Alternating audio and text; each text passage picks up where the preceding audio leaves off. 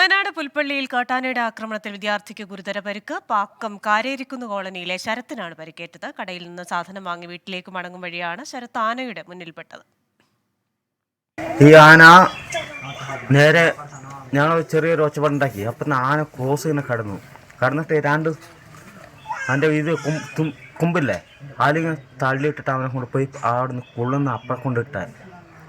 എന്നിട്ട് ലാസ്റ്റ് അനിയൻ എന്നോട് വന്ന് പറഞ്ഞു, എടാ ഇങ്ങനെ സംഭവം വന്നു. അപ്പോൾ ലാസ്റ്റ് ഞാൻ അനിയന് പോയി അവനെ പൊക്കിയെടുത്തിട്ട് വന്നു. ആനെ കൊണ്ടുവന്ന് വെള്ളം കുടിപ്പിച്ചൊക്കെയാണ് ഇവന്മാരെ എനിക്കിട്ട് തല്ലിയത്.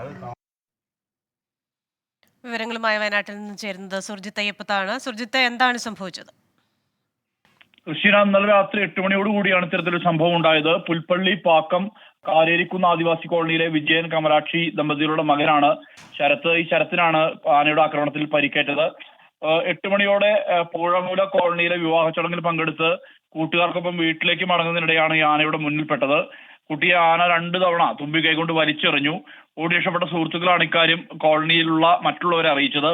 വീട്ടുകാരും നാട്ടുകാരും നടത്തിയ തെരച്ചിലിലാണ് ശരത്തിനെ കണ്ടെത്തിയത്.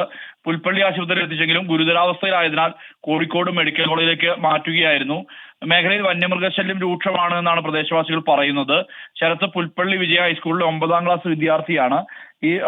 ഈ കഴിഞ്ഞ ദിവസം ചേകാടിയിൽ സമാനമായ രീതിയിൽ തന്നെ കാട്ടാന ബൈക്ക് യാത്രികരെ ആക്രമിക്കാൻ വേണ്ടി ശ്രമിച്ചിരുന്നു.